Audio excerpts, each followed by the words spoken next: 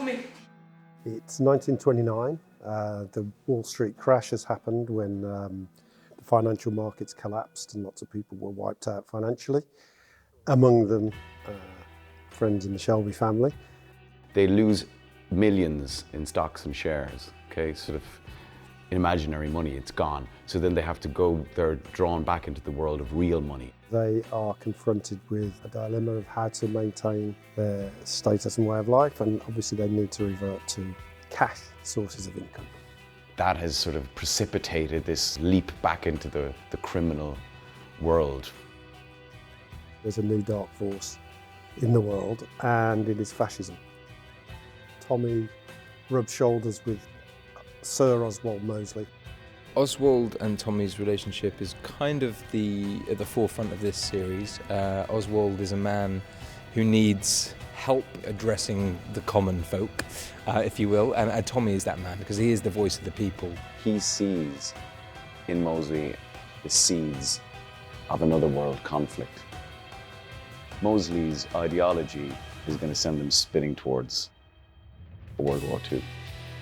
Mosley's muscle is represented by this gang from Glasgow called the Billy Boys, who are this vicious Protestant razor gang. I think in a way they're reminiscent of the Peakies as they were maybe a few years ago, so they're kind of almost an echo from the past or something. Among the many protagonists he's up against, perhaps the most powerful one is himself. Tommy's been dealing with what happened to him in the war, and then subsequently, for years, really through self-medication. You can see Tommy is getting worse and worse with his post-traumatic stress disorder and following his mental illness. Tommy starts to become a little bit paranoid that other people are trying to steal his crown. Tommy's also become fixated on this idea that the natural order of things is that the old guard passes and the new young guns take over. We're almost the new generation of where the family is going to kind of evolve to, and the older family members aren't quite ready for that, and we are. I think we're kind of new and have new ideas, and Tommy doesn't seem to really be into that. So yeah, it's a bit touch and go. Polly has always been the person that Tommy trusts the most, but Michael represents the conflict between them, and that's her son. You know, it's massive, like, you know, it's Shakespearean. I think he's someone who people see as doing bad things for a good reason. He's like the dark horse that he rides in on. You don't really know what the next steps are.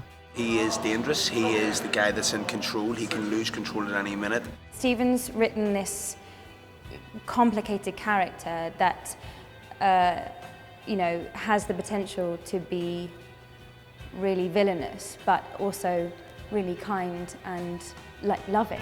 He has this control, which we see him constantly teeter towards the brink of losing and always coming back just at the crucial moment. People love him for just being fearless and brave and outrageous, but he's got a good heart. I think people really respond to the fact that it always comes back to being about family, because that's what it is all about for the Shelbys, whether they like it or not.